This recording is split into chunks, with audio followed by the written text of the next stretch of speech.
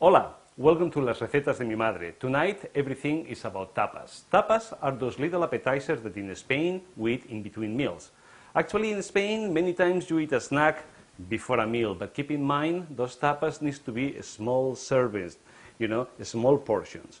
What you want to do is when you go to a bar you're in Spain, you order tapas, you try many different things. In fact, one of the best tapa bar that I've been in Spain, it was in Madrid, and where you have toothpicks, and you have everything is on a toothpick. You eat and you keep the toothpick. You eat and you keep the toothpick. At the end of the night, the waiter comes and counts the toothpick, and they charge you for that.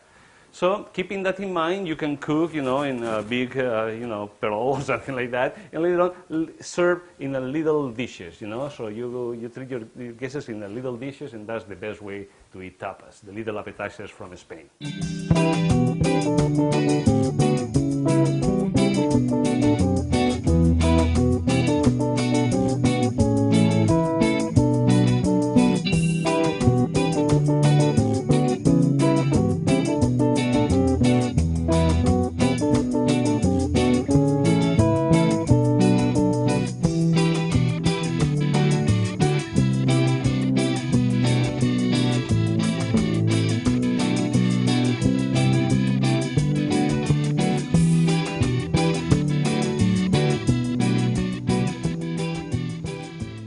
The first tapa is going to be shrimp. We are going to cook some shrimp with some garlic, some parsley. Very simple. What I want to do is I did already that. I rinse the shrimp, of course, and I clean them up. I remove the vein. To do that, what I did with a very sharp knife, I just cut on the back and remove the little vein so they are nice and clean now, okay? So I have garlic. Garlic, this one I already chopped it, but you don't want to chop it very small. You just cut it like in little pieces like this, because other than that, it would burn. So what I'm just going to do, I have here like about 6 garlic cloves. I'm just going to put them in there. And I have like a couple tablespoons of chopped parsley. Okay? And I'm just going to put it all together for that. Okay? And I'm going to get olive oil, and I'm going to put like 3 tablespoons of olive oil. Okay? And I'll mix it all together like there. Perfect. Okay? And then what I want to do is I want to mix it well and then put it in the fridge for a couple hours. And I'm going to mix it well to get all that flavor of the garlic with the shrimp. And I don't want to put the salt right now. I will put the salt later when I'm going to cook it, okay?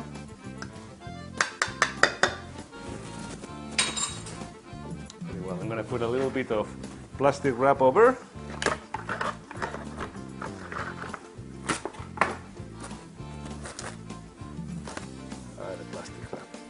And I'm going to put it in the fridge for a couple hours.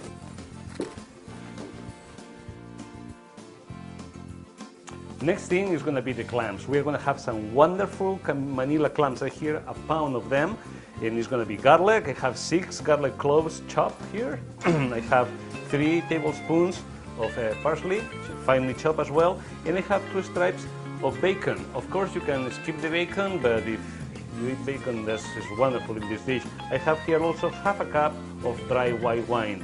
It's going to be kind of a dry dish, and what I'm going to do first of all, I'm going to turn the heat on, and I'm just going to put the bacon in it, okay?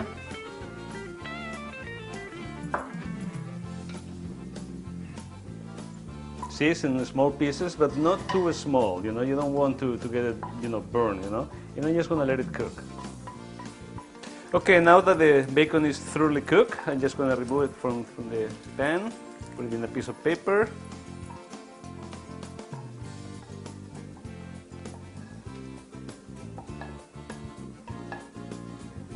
Of course, if you don't use the bacon, now you can put a little bit or butter instead, or olive oil works too. Any kind of oil to fry a little bit the garlic. That is what it goes next. So I want to give it a little stir, to saute it a little bit, to fry it a little bit, but not too much because I don't want to burn it, okay? So, the smell of this is just wonderful right now. So what I'm going to do with the clams, I'm going to give them another quick rinse.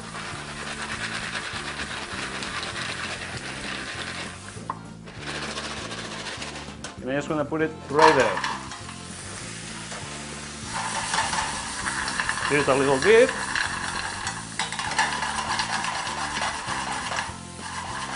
lower the heat a little bit. You don't want to burn the garlic. And I'm going to wait just a couple minutes before I put anything else.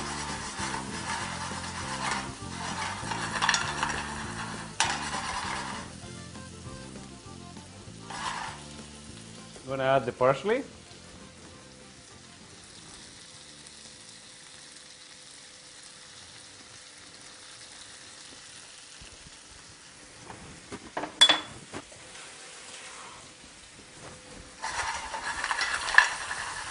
Stir it a little bit.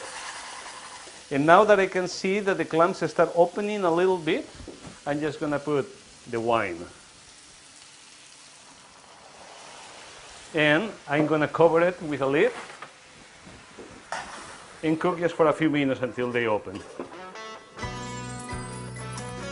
And you see that I'm not putting the bacon back. I don't want the bacon back because, you know, it would get all soggy and all soft. And I want it crispy. I want to have that bite of crispiness when I eat my clam.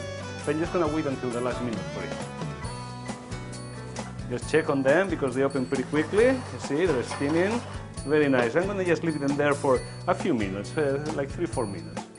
And now that the clams are opening already, what I'm going to do is I'm going to remove the lid and I'm going to let it steam for a little bit longer so they remove, you know, a little bit of the liquid. I don't want them too liquidy. You see they're nicely opening now.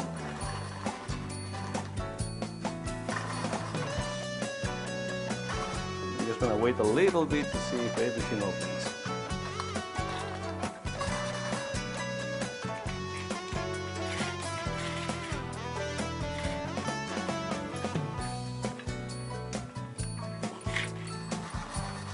All right, now after a few minutes and all the clams are completely open and the liquid has evaporated a little bit, I'm going to turn the heat off and I'm going to serve them. So what I'm going to do, a small tapa, you know, so I'm getting a clay pot so you will keep the clams nice and hot over there, and I'm just going to get some of them, you know.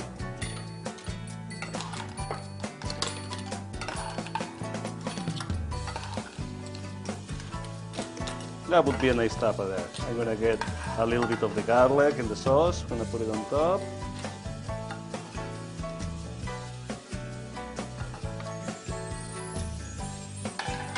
And now I'm going to get a little bit of the bacon, just a pinch, and I'm going to break it a little bit with my fingers and sprinkle over. You see that? Try to make it inside the clams. It is fantastic like this. And that's it. You serve it like this. Aproveche.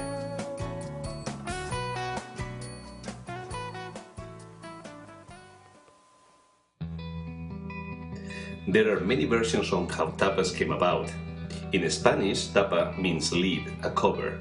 Many said that, way back when, it was usual to put a little piece of bread, ham or cheese on top of the wine glass to protect its contents from dust and unwanted flying creatures.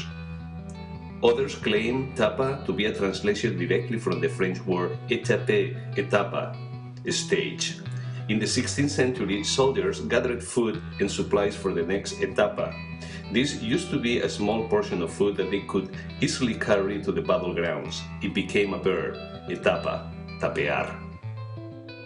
My favorite one is that in the 13th century, the Spanish king Alonso X, the Wise One, was suffering from a chronic illness. The prescription of choice was, of course, little sips of wine throughout the day. Small portions of food were offered with the wine to counter, tapar, the effects of the alcohol. Soon enough, it became the law in Castilla for the bartenders to always serve small bites of food with the wine so that their customers wouldn't get too drunk. Nowadays, tapear is a very popular Spanish pastime.